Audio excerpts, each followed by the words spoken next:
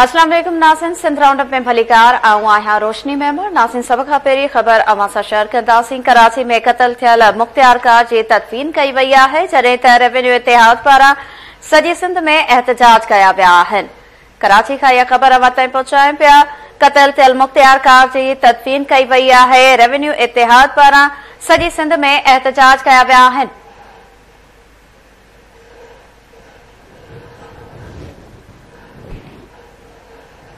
मिठियाणी खां KTN news जो reporter ख़ालिद मशहूरी लाइन ते मौजूद आहे। जी ख़ालिद, छा तफ़सील आहिनि? जी बिल्कुल, गुज़िरियल ॾींहुं कराची जे मंगोपीर इलाइक़े में जेको लैंड माफ़िया जे पारां फायरिंग दौरान मिठियाणी वासी मुख़्तियार कार एजाज़ अली चांडियो जेको मारिजी वियो, अॼु हुनजी मिठियाणी में जेको आहे तदफ़ीन थी। अॼु हुनजे जनाज़ा जॾहिं महिल हुनजो जनाज़ो खयो त हुनजे घर में क़ुरान मतलो ऐं 100 खां वधीक जेके माण्हू आहे हुनजे जनाज़े नमाज़ में शरीक थिया, जंहिंमें MPA Mumtaz Ali Chandio, deputy commissioner Tashfeen Alam समेत ॿियूं केतिरियुनि सियासी समाजी जेके शख़्सियतुनि हुन वॾे तइदाद में शिरकत कई।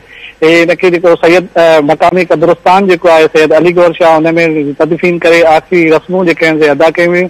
हुते वारस जेको आहे उहो ज़ोरो क़तार रोई रहिया, हुन में एहतजाज बि कयो। हुननि मुतालबो कयो त हीउ जेको हुननि जो जेको मुख़्तियार कार एजाज़ अली आहे हुनखे बेगुनाह जेको आहे सो शहीद कयो वियो आहे। हुननि मुतालबो कयो आहे त फौरी तौर ते जेके क़ातिल आहिनि उन्हनि खे गिरफ़्तार करे ऐं साणनि इंसाफ़ कयो वञे। उन सिलसिले में अॼु नौशेरो फरोज़ ज़िले जे मुख़्तलिफ़ शहरनि में नौशेरो फरोज़ जे रेवेन्यू इतिहाद पारां नौशेरो फरोज़ पटीदन ऐं ॿियनि इलाइक़नि में काफ़ी एहतजाज कयो आहे। रेवेन्यू खाते जा जेके मुलाज़िम आहिनि उन शदीद एहतजाज कंदे इहो मुतालबो कयो आहे त फौरी तौर ते जेको मुख़्तियार कार आहे एजाज़ अली, जेके बेगुनाह जेको आहे क़त्ल कयो आहे, जिन हू पंहिंजी ड्यूटी सर अंजाम ॾेई वियो त हुनखे बेगुनाह जेको आहे गोलियूं हणी क़त्ल कयो वियो आहे। ऐं हुननि मुतालबो कयो आहे त फौरी तौर ते जेको आहे उन जा जेके क़ातिल आहिनि उनखे गिरफ़्तार करे इबरतनाक सज़ा ॾिनी वञे, जीअं आईंदा को अहिड़ो अणवणंदड़ वाक़ियो पेश न थी सघे। ऐं शहीद जेको मुख़्तियार कार आहे जेको मारिजी वियो आहे लैंड माफ़िया जी फायरिंग में, जो अकेलो ई पुटु आहे एजाज़ अली चांडियो, हुन बि ज़ारो क़तार रोईंदे हुन ॿुधायो त संदसि बाबा खे मारे हुनखे छोरो चिनो कयो वियो आहे। हुन बि मुतालबो कयो आहे त फौरी तौर ते जेके क़ातिल आहिनि उनखे गिरफ़्तार करे साणनि इंसाफ़ कयो वञे। होॾां जेके मुख़्तलिफ़ सियासी समाजी जेके शख़्सियतूं आहिनि, जंहिंमें पंहिंजो मुख़्तलिफ़ MPAs बि आहिनि, उहे जेके पोयरनि सां जेको ताज़ियत जो सिलसिलो पिणु जारी आहे। जी वॾी महिरबानी नाज़िम, मिठियाणी खां ख़ालिद मशहूरी असांखे तफ़सील ॾिना आहिनि। कराची में क़त्ल थियल मुख़्तियार कार जी तदफ़ीन कई वई आहे, जॾहिं त रेवेन्यू इतिहाद पारां सॼी सिंध में एहतजाज कया विया आहिनि। शिकारपुर में भी इन हवाले से एहतजाज कयो वियो आहे। इन जा वधीक तफ़सील मालूम कंदासीं। लाइन ते मौजूद आहे KTN न्यूज़ जो रिपोर्टर ज़ाहिद नून। जी ज़ाहिद नून, छा तफ़सील आहिनि? रजनी, शिकारपुर में रेवेन्यू मुलाज़िमनि तरफां DC ऑफिस में एहतजाज कयो वियो आहे। कराची में जेको मुख़्तियार कार शहीद थी वियो एजाज़ चांडियो, उन जे क़ातिलनि जी गिरफ़्तारी ऐं उहे जेके हैंडल आहिनि उन जे ख़िलाफ़ केस दाख़िल करे गिरफ़्तारी लाइ एहतजाज कयो आहे। डिप्टी कमिश्नर शिकारपुर इबरार जाफ़र ऐं असिस्टेंट कमिश्नर मुख़्तियार कार तफ़दार जेके भी रेवेन्यू या मुलाज़िम ज़िले में कमु कनि पिया, सभिनी DC ऑफिस में गॾु थी एहतजाज कयो। उन खां पोइ जनाज़े नमाज़ गाइबाना अदा कई वई। डिप्टी कमिश्नर ऐं ॿिया जेके असिस्टेंट कमिश्नर आहिनि उन्हनि मुतालबो कयो त सिंध अंदरि रेवेन्यू जे जोड़ जोक लाइ ख़ासि करे अख़्तियारात ॾियण लाइ, मैजिस्ट्रेट अख़्तियारात लाइ कानून साज़ी करे रेवेन्यू ऑफिसरनि खे अख़्तियारात ॾिना वञनि जीअं अॻु में हुया। छो त रेवेन्यू तिरंगे जी हॾी वारी हैसियत रखे थी। सभिनी महकमनि जो कमु रेवेन्यू जा ऑफिसर ई कंदा आहिनि, बोर्ड हुजे या जेके बि वाक़िया हुजनि। उन करे मैजिस्ट्रेट ई अख़्तियारात न हुजण जे करे अनसिक्योर आहियूं ऐं उन खां पोइ ही अहिड़ा वाक़िया पेश अचंदा जंहिंमें मुख़्तियार कार शहीद थी वियो आहे। जेको बि कमु कोर्टनि जा ऑर्डर या ॿिया उहे रेवेन्यू जे मुलाज़िमनि खे ऑफिसरनि खे करण सबबि उन जे लाइ ज़रूरी आहे त उनखे अख़्तियारात ॾिना वञनि मैजिस्ट्रेट या उन्हनि चयो त कानून साज़ी कई वञे त जीअं उहे अख़्तियारात मिलण खां पोइ सिक्योर हूंदासीं। हिन में मजमूई तौर घुर कई त जेके शहीद जा क़ातिल आहिनि उन्हनि खे गिरफ़्तार करे सज़ा ॾिनी वञे, रेवेन्यू ऑफिसरनि ऐं मुलाज़िमनि खे तहफ़ुज़ ॾिनो वञे। उन खां सवाइ कानून साज़ी करे जेके मैजिस्ट्रेट अख़्तियारात आहिनि उहे DM SDM ऐं मुख़्तियार कार जेके FCM फर्स्ट क्लास मैजिस्ट्रेट अख़्तियारात हूंदा उहे ॾिना वञनि, इहो मुतालबो कयो आहे। वॾी महिरबानी नाज़िन, शिकारपुर खां ज़ाहिद नून तफ़सील ॾिना आहिनि। जॾहिं त नाज़िन सेवण खां KTN न्यूज़ जो रिपोर्टर ज़ुल्फ़कार सोलंकी लाइन ते मौजूद आहे। जी ज़ुल्फ़कार, छा तफ़सील आहिनि? जी ज़ुल्फ़कार। जी बिल्कुल ही 7 रेवेन्यू एम्प्लॉइज यूनियन पारा कराची में गुज़िरियल ॾींहुं हथियारबंदनि जे फायरिंग में ड्यूटी दौरान शहीद थियल मुख़्तियारकार एजाज़ चांडियो जी कातिलनि जी गिरफ़्तारी लाइ असिस्टेंट कमिश्नर ऐं मुख़्तियारकार 7 जी अॻवानी में रेवेन्यू मुलाज़िमनि अॼु तपेदार चावड़ीअ में कलम छॾ हड़ताल करे एहतजाज करे धरणो हयो ऐं नारेबाज़ी कई। रेवेन्यू जे मुलाज़िमनि खे शहीद थियल मुख़्तियारकार जी मग़फ़िरत ऐं ज़ख़्मी थींदड़नि जी सिहतयाबी लाइ दुआ पिणु घुरी। उन मौक़े ते एसी 7 इक़बाल हुसैन झंडण, मुख़्तियारकार अब्दुल लतीफ़ सोलंगी, बाबू बुलेदी साबिर, अकबर सूमरो ऐं ॿियनि जेको सो ॻाल्हाईंदे चयो त कराची में काल्ह थींदड़ अफ़सोसनाक वाक़े में रेवेन्यू खाते जे शहीद मुख़्तियारकार एजाज़ चांडियो जे क़त्ल वारे वाक़े जी जेतिरी मज़मत कजे उहा घटि आहे। ही वाक़ियो पुलिस जी प्रोटेक्शन न हुजण जे करे जेको सो पेश आयो आहे। हुननि सिंध जे वॾे वज़ीर खां मुतालबो कयो त इन मामले जो नोटिस वठी शहीद मुख़्तियारकार जा कातिल गिरफ़्तार करे संदन पुराणा जेके मजिस्ट्रेटी पावर आहिनि उहे बहाल कया वञनि ऐं ज़ख़्मी थींदड़ अमले जी बहितर इलाज कराए ॿी सूरत में जेको एहतजाज जो सिलसिलो जारी रखियो वेंदो। जी वॾी महिरबानी नासिम सुल्फ़कार सोलंगी तफ़सील ॾिना आहिनि 7 खां। अव्हांखे ॿुधायूं पिया त कराची में क़त्ल थियल मुख़्तियारकार जी तदफ़ीन कई वई आहे। रेवेन्यू इतिहाद पारां सॼी सिंध में एहतजाज कया विया आहिनि। नारो में बि एहतजाज कयो वियो आहे। इन जा वधीक तफ़सील मालूम कंदासीं। लाइन ते मौजूद आहे KTN न्यूज़ रिपोर्टर न्याज़ भमरो। जी न्याज़, छा तफ़सील आहिनि? जी बिल्कुल नारे तालके जे मुख़्तियारकार आफीस जे क्लार्कनि ऐं तपेदारनि एहतजाजी मुज़ाहिरो कंदे सिंध हुकूमत खां मुतालबो कयो त कराची में जेको शहीद मुख़्तियारकार एजाज़ अली चांडियो जे क़त्ल में घुरबल जवाबदार गिरफ़्तार कया वञनि। ॿी सूरत में कलम छॾ हड़ताल कई वेंदी ऐं हिन ॿुधायो त नारे में जेका सर्वे थिए पई बरसात मुतासिरनि जी उहा तेसि ताईं बंदि रहंदी जेसि ताईं जवाबदार गिरफ़्तार न थींदा।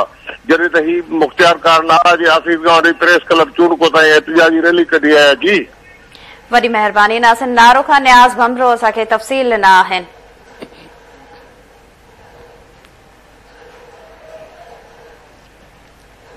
रेवेन्यू इतिहाद पारां सॼी सिंध में एहतजाज कया विया आहिनि। मिठियाणी, शिकारपुर, सेवण, नारो ऐं सालेपट में बि इन हवाले सां एहतजाज कया विया आहिनि।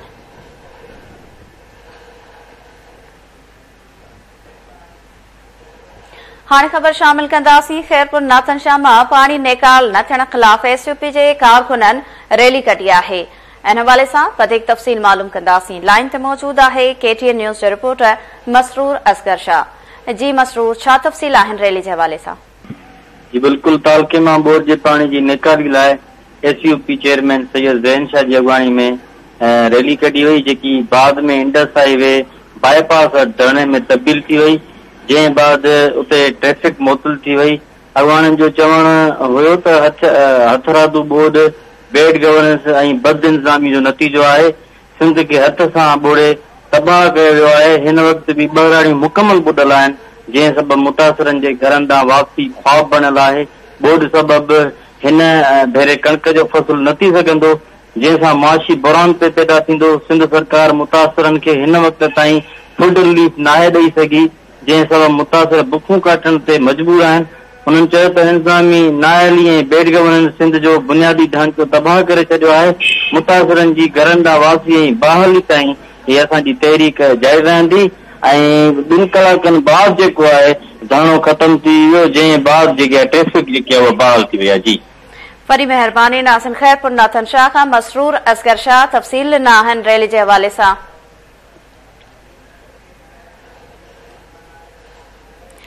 ख़बर शामिल कंदासीं। डिगड़ी जे बोर्ड मुतासिरनि जी रैली मीरपुर ख़ासि पहुची वई आहे, जॾहिं त मुतालबनि जी मञत लाइ एहतजाज कयो वियो। इन जा वधीक तफ़सील मालूम कंदासीं। लाइन ते मौजूद आहे KTN न्यूज़ जो रिपोर्टर शाहिद ख़ासकली। जी शाहिद, छा तफ़सील आहिनि? जी शाहिद, छा तफ़सील आहिनि रैली जे हवाले सां? जी हीअ मीरपुर ख़ासि ज़िले जो तइल्क़ो आहे डिगड़ी ऐं हुनजे मुख़्तलिफ़ इलाइक़नि टंडो जान मोहम्मद ऐं ॿियनि इलाइक़नि जे रहवासियुनि जेके बरसात मुतासिर आहिनि हुन टंडो जान मोहम्मद खां मीरपुर ख़ासि ताईं जेको आहे उहो रैली कढी, बैदि में जेको आहे उहो DC ऑफिस आहे जेको आहे उहो धरणो हयो वियो, जंहिंमें जुडो ऐं हुन खां अलावा सिंधड़ीअ जे जेके बरसात मुतासिर आहिनि उन्हनि पिणु जेका आहे उहा शिरकत कई आहे। उन मौक़े ते जेको आहे उहो बरसात मुतासिरनि चयो त सिंधनि इलाइक़नि खे जेको आहे उहो 5 महीना जेके आहिनि उहो गुज़री चुका आहिनि, पर अञा ताईं सिंधनि इलाइक़नि मां जेको आहे उहो पाणी नेकाल नाहे कयो वियो। हिननि चयो त केतिरा ई दफ़ा जेको आहे उहो LBD अख़्तियारनि तोड़े इरिगेशन ऐं ॿियनि ज़िले इंतज़ामिया कनि ख़ातिरियूं करायूं हुयूं त पाणी जेको आहे 1 महीने जे अंदरि जेको आहे उहो नेकाल कयो वेंदो, पर अञा ताईं पाणी नेकाल न थियण सबबि सभई माण्हू जेके आहिनि उहे हिन वक़्तु बि रोडनि रस्तनि ते जेके आहिनि वेठल आहिनि ऐं साॻिए तरीक़े सां संदन गुज़िरियल फसल तबाह थियो, पर वरी जेको नओं फसल आहे उहो बि जेके आहिनि उहो न आहिनि पोखे सघिया। हिननि मुतालबो कयो त फौरी तौर ते संदन इलाइक़नि मां पाणी जेको आहे उहो नेकाल करे बरसाति मुतासिरनि जी वावर कई वञे। जी ठीकु आहे, वॾी महिरबानी नासिन। मीरपुर ख़ासि खां शाहिद ख़ासि ख़ाली तफ़सील ॾिना आहिनि।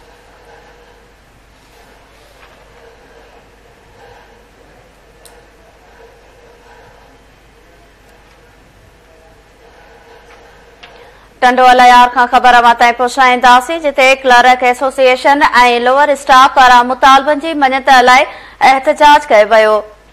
टंडो अलायार खां इहा ख़बर अवां ताईं पहुचाइनि पिया, जिते क्लर्क एसोसिएशन ऐं लोअर स्टाफ पारां मुतालबनि जी मञत लाइ एहतजाज कयो वियो। तफ़सील मालूम कंदासीं। लाइन ते मौजूद आहे KTN news reporter Shehryar Memon. जी शहरियार, छा तफ़सील आहिनि? जी शहरियार, छा तफ़सील आहिनि? राब्तो करण जी कोशिश कंदासीं नाज़िन। ख़बर अवां ताईं पहुचाइनि पिया, टंडो अलायार खां क्लर्क एसोसिएशन ऐं लोअर स्टाफ पारां मुतालबनि जी मञत लाइ एहतजाज कयो वियो। राब्तो बहाल थियो आहे शहरियार मेमण सां। जी शहरियार, छा तफ़सील आहिनि एहतजाज जे हवाले सां? जी रोशनी, बिल्कुलु ॿुधायां, टंडो अलायार में जेको आहे ऑल पाकिस्तान क्लर्क एसोसिएशन ऐं लोअर स्टाफ पारां जेको आहे ज़िले एजुकेशन ऑफिस जेको आहे ॾाढो मुज़ाहिरो कयो आहे। हुननि जो चवणु आहे त टंडो अलायार ज़िले में जेको आहे ॿियनि ज़िलनि मां ज़बरदस्ती जेको आहे असांजे ज़िले में क्लर्क जेके आहिनि उहे भर्ती करण जी कोशिश कई पई वञे। जॾहिं हुननि इहो बि इंकशाफ कयो त मीरपुर खां पहले खतम सज़ा याफ़्ता क्लर्कनि खे जेको आहे टंडो अलायार में मोकिलियो वियो आहे। तंहिंमें हुनजो चवणु हो त असांखे एहतिजाज करण ते मजबूर कयो आहे। असां लाॻापियल अख़्तियारनि खे केतिरी भेरा दायो आहे, पर केर बि असांजी ॿुधी न रहियो आहे। जॾहिं हुननि इहो बि चेताव ॾिनो आहे त असांखे मजबूर न कयो वञे त असां सॼे ज़िले में जेको आहे कमीशन हड़ताल करे ऑफिसुनि खे ताला हणी छॾियूं। जॾहिं त एहतिजाजी मुज़ाहिरे में जेको क्लर्कनि पारां जेको आहे शदीद नारेबाज़ी कई पई वई ऐं ॿियनि ज़िलनि मां जेको टंडो अलायार ज़िले में क्लर्क भर्ती कया विया आहिनि उन्हनि खे वापसि मोकिलण जो पुरज़ोर मुतालबो कयो वियो आहे। जी वॾी महिरबानी नाज़िन। शहरियार मेमण तफ़सील ॾिना आहिनि टंडो अलायार खां।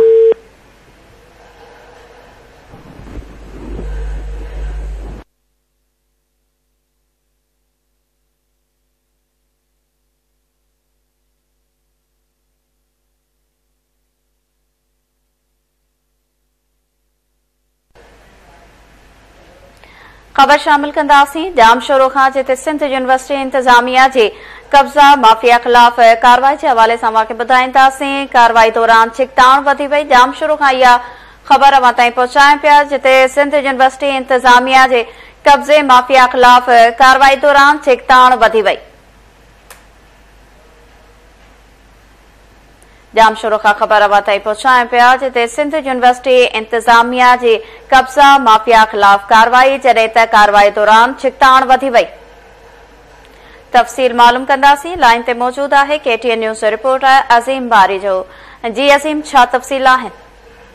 जी बिल्कुलु रोशनी, जाम शोरो भरिसां शोरा ॻोठ वेझो सिंध यूनिवर्सिटीअ जे शहीद बेनज़ीर भुट्टो हाउसिंग स्कीम में मुबैना कब्ज़ा माफ़िया ख़िलाफ़ यूनिवर्सिटीअ जे सिक्योरिटी गार्डन उस्तादनि मुलाज़िमनि तरफ़ां हेवी मशीनरी साण करे ऑपरेशन कयो वियो। ऑपरेशन दौरान यूनिवर्सिटी इंतज़ामिया ऐं ॻोठाणनि में जेको आहे छिकताण थी पई, जंहिंजे नतीजे में जेको आहे ॻोठाणनि जेको आहे सिक्योरिटी अमले मथां जेको पथराव कयो, जेका पोइ छिकताण वधी वई। यूनिवर्सिटी अमलो जेको आहे अदावतू डाण खां पोइ वापसि रवानो थी वियो। मां तव्हांखे ॿुधाईंदो हलां त सिंध यूनिवर्सिटीअ जी सिक्योरिटी ऐं उस्ताद तनज़ीम सूटा ऐं मुलाज़िमनि जी तनज़ीम सेवा जा अॻुवान आहे इरफाना मल्ला, मोहम्मद अली गांगरो, गुलाम रसूल चांडियो, काशिम नारेजे जी अॻुवानी में जेको आहे शोरा ॻोठ जेको आहे सिंध यूनिवर्सिटीअ जी ज़मीन ते मुबैना कब्ज़ो कंदड़ 72 माण्हुनि ख़िलाफ़ कार्रवाई करे जेके अदावतूं जेके आहिनि उहे टाहे पट कई त सवे ॻोठाणा जेके आहिनि उहे निकिरी आया, जिन पथराव करे छिकताण थी, जेका पोइ यूनिवर्सिटी अमलो जेको आहे वापसि रवानो थी वियो। उन सिलसिले में जेको आहे ॻोठाणा आहिनि बरकत जोड़े जो ऐं रुस्तम जोड़े जो चवणो त असां सालनि खां हिते आबाद थियल आहियूं। यूनिवर्सिटीअ जो स्टेट ऑफिसर आहे रफ़ीक ग्रोही, जेको हुननि खे 5 लख रुपया जेको असांखां रिश्वत घुरायो न ॾियण ते जेको आहे असांजे खिलाफ़ बिना जवाज़ कार्रवाई करे प्राइवेट जेके खानगी हथियारबंद वठी असांजे ॻोठ ते हमलो करे असांजूं बिना जवाज़ जेके अॾावतियूं दाहे पट करे छॾियो। हीउ शोरा ॻोठ वेझो यूनिवर्सिटी जी ज़मीन ते मुबैना कब्जे खिलाफ़ जेको आहे अॼु यूनिवर्सिटी अमलदारनि ऑपरेशन कयो त ॻोठाणनि यूनिवर्सिटी हमले में जेको आहे कटाण थी। जी वॾी महिरबानी नासिन जाम शोर क़ासिम बारी जो तफ़सील ॾिना आहिनि।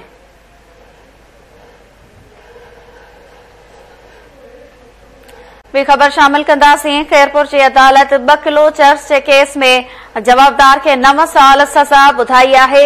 इन हवाले सां वधीक तफ़सील मालूम कंदासीं। लाइन ते मौजूद आहे KTN न्यूज़ जो रिपोर्टर ख़ादिम चुणेजो। जी ख़ादिम चुणेजो, छा तफ़सील आहिनि? बिल्कुल रोशनी, खैरपुर जी अदालत दोष साबित थियण ते जवाबदार खे 9 साल कैद 30,000 दंड जी सज़ा ॿुधाई आहे। खैरपुर में तकड़ा केस उकलाइण लाइ क़ाइम criminal model trial court number 1 जे स्पेशल जज मोहम्मद इस्लाम लकाराई जी अदालत बबरली थाणे जी पुलिस 2 साल अॻु गिरफ़्तार कयल ऐं उन खां 2 किलो चर्च समेत हथ कयल जवाबदार मुतीउल्लाह वलद मोहम्मद रहीम पठान मथां दाख़िल मंशात एक्ट वारे केस जी ॿुधणी थी आहे। जंहिं दौरान केस में जवाबदार मथां दोष साबित थियण ते अदालत खेसि 9 साल कैद ऐं 30,000 रुपया दंड जी सज़ा ॿुधाई आहे। पुलिस जे सख़्त पहिरें हेठि सेंट्रल जेल खैरपुर बि उमाणी वियो आहे। दंड जी रक़म न ॾियण जी सूरत में जवाबदार वधीक 6 महीना कैद काटींदो। जी वॾी महिरबानी नासिन ख़ादिम चुणे जो तफ़सील ॾिना आहिनि खैरपुर खां।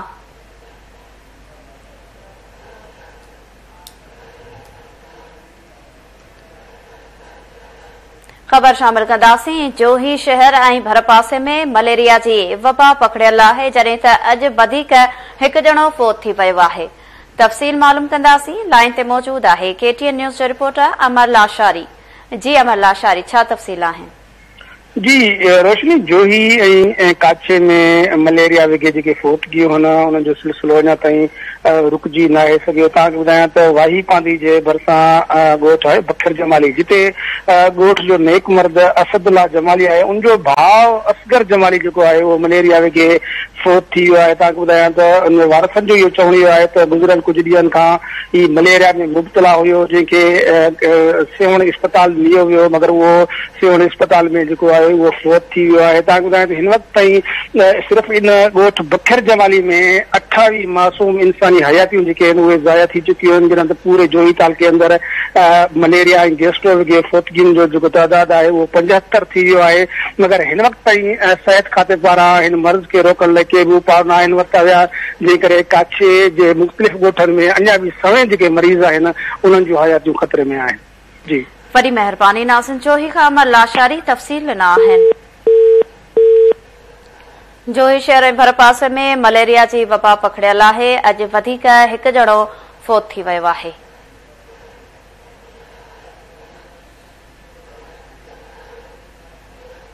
ख़बर शामिल कंदासीं। मीरवा घोरचाणी खां, जिते नौजवान कराची में फुर दौरान मज़ाहिमत ते क़तल थी वियो आहे। मीरवा घोरचाणी वासी नौजवान कराची में फुर दौरान मज़ाहिमत ते क़तल थी वियो आहे। इन हवाले सां ख़बर अवां ताईं पहुचायूं पिया मीरवा घोरचाणी खां। मीरवा घोरचाणी वासी नौजवान कराची में फुर दौरान मज़ाहिमत ते क़तल थी वियो आहे। इन जा वधीक तफ़सील मालूम कंदासीं। लाइन ते मौजूद आहे KTN न्यूज़ जो रिपोर्टर इसाक घोरचाणी। जी इसाक, छा तफ़सील आहिनि? जी इसाक, छा तफ़सील आहिनि? नासिन ख़बर अवां ताईं पहुचायूं पिया। मीरवा घोरचाणी वासी नौजवान कराची में फुर दौरान मज़ाहिमत ते क़तल थी वियो आहे।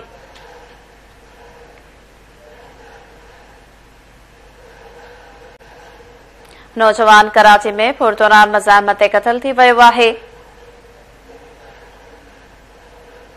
अवां खे ॿुधायूं पिया मीरवा घोरचाणी वासी नौजवान कराची में फुर दौरान मज़ाहिमत ते क़तल थी वियो आहे।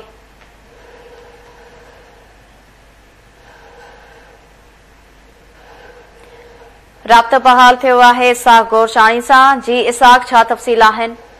जी निहायती अफ़सोसनाक वाक़ियो पेश आयो आहे। मीरा घोरचाणी भरिसां ॻोठ नबी वसी घोरचाणी जो रहवासी 18 वरे जो नौजवान अब्दुल बासित पुट दिलावर घोरचाणी कराची जे कोरंगी वारे इलाइक़े में मोबाइल फोन उर दौरान मुज़ाहिमत ते नामालूम फ़ौरन जी फायरिंग में मारिजी वियो। खुदा रात देर सां लाश ॻोठ पहुचंदे घर में कोराम मची वियो। जॾहिं त अमर ऐं पीउ खे बेहोशी जा दौरा पइजी रहिया आहिनि। जॾहिं त ॻोठ में सोगवारी सूरत छाइजी वई आहे। मारसन मजन नौजवान कोरगी जे 5.5 नंबर ते हिकु होटल ते मज़दूरी कंदो हो। जेको घरां निकितो त नामालूम फ़ौरन खेसि मोबाइल फूर करण जी कोशिशि कई। जेको फ़ौरन फायरिंग करे विधी, जंहिंमें हू सख़्तु ज़ख़्मी थी वियो। असां इस्पताल खणाए वियासीं जिते हू ज़ख़्मनि सां खून सां फोत थी वियो। ख़ुदा अॼु समय आहे न अखियुनि सां जेको अॾो मिल मोरी जा बाड़े कब्रिस्तान में मिटी में हवाले कयो। जी वॾी महिरबानी नासिन। मीरवा घोरछाणी खां इसाक घोरछाणी तफ़सील ॾिना आहिनि।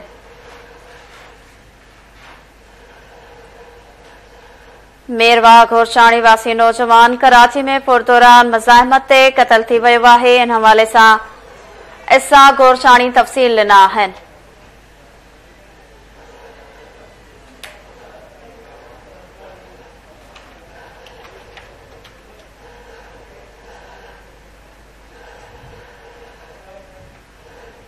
मेरवा घोरछाणी वासी नौजवान कराची में पुरदौरान मुज़ाहिमत ते क़तल थी वियो आहे।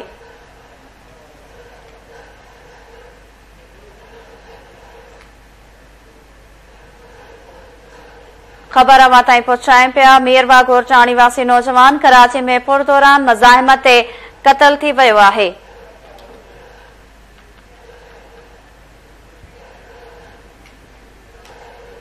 अहम ख़बर अवां ताईं पहुचाईंदासीं। नओं दंबालो खां जिते बासरनि पारां पुलिस चौकी अंदर अहलकारनि खे दाबा ॾिना आहिनि, जंहिंजी वीडियो वायरल थी वई आहे।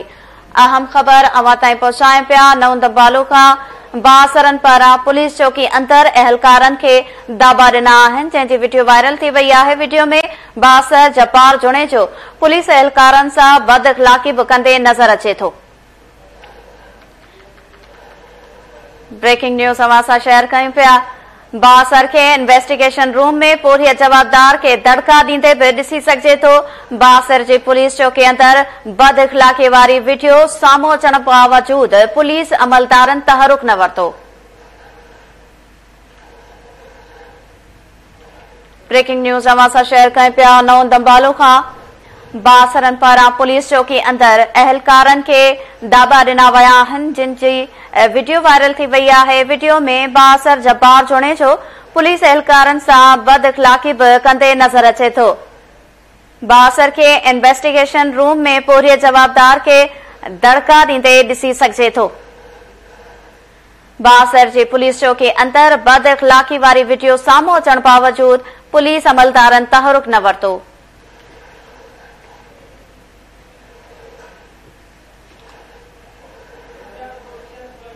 तफ़सील मालूम कंदासीं। लाइन ते मौजूद आहे KTN न्यूज़ जो रिपोर्टर इम्तियाज़ कोराई।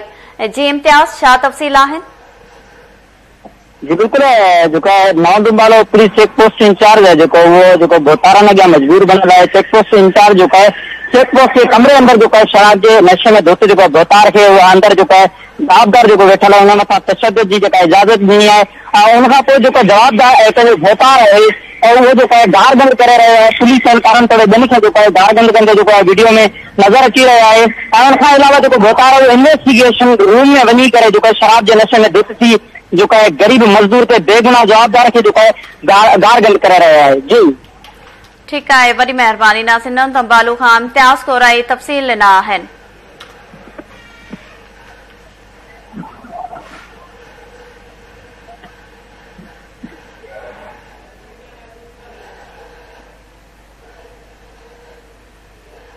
ॿी ख़बर शामिल कंदासीं। ठुल ऐं भरपासे में मलेरिया जा कलूर जारी आहिनि। वधीक हिकु ॿाड़ी फोत थी वई आहे। ॻोठ शाहनवाज़ बंगलाणी में मलेरिया विखे 12 वरियनि जी सतोरी लाशारी दम ॾिनो आहे।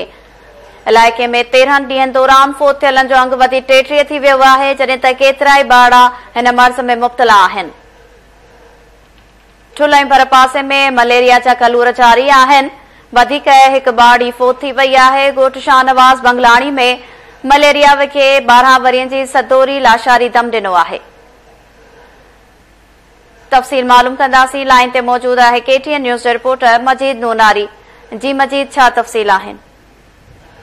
जी टुन बरपास जे इलाइक़े में मलेरिया जेकी वबा आहे उन ते ज़ाब्तो न अची सघियो। नतीजे तौर जो हिकु नींगरी फौत थी ॻोठ शहनाज बंगाणी जी 12 वरनि जी सदोरी जी ग़ुलामी यासीन लाशारी उहा मलेरिया सबबि फौत थी आहे ऐं 13 ॾींहंनि अंदरि 33 ॼणा मलेरिया सबबि ॿार जेके फौत थी विया आहिनि। ॿिनि महीननि खां वधीक अरसे में 60 खां वधीक ॿार फौत थिया आहिनि, पर हिन महिल ताईं सिहत खाते वारनि खे ख़ासि उपाय न वरिता आहिनि, जंहिंजे करे वाडा ते ज़ाब्तो न अची सघियो आहे। नई वरी तालके अस्पताल में को मलेरिया खे बचाइण लाइ वार्ड कैम्प थी सघियो आहे। हिते इलाइक़े वासियुनि चूंडियल नुमाइंदनि सिहत खाते वज़ीर सेक्रेटरी खां मुतालबो कयो त तालका अस्पताल में मलेरिया जो वार्ड कैम्प कयो वञे जिते ॿारनि जो इलाज थी सघे। जी ठीकु आहे, वॾी महिरबानी नाज़िम ठुल खां। मजीद नूरानी असांखे तफ़सील ॾिना आहिनि।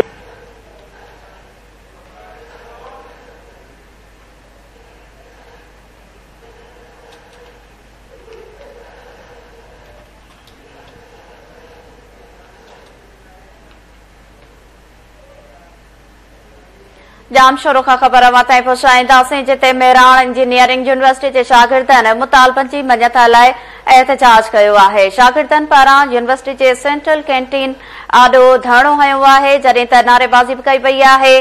कैंटीन में गैर मयारी खाधो ॾिनो पियो वञे, बिजली ऐं इंटरनेट जी सहूलियत बि नाहे। एहतजाज कंदड़नि जो अहिड़ो चवणु आहे। संदन चवणु आहे त मामले जो नोटिस वठी समूरा मसइला हल कया वञनि। जाम शुरू खां इहा ख़बर अवां ताईं पहुचाए पिया, जिते मेराण इंजीनियरिंग यूनिवर्सिटी जे शागिर्दनि मुतालबनि जी मञत लाइ एहतजाज कयो आहे।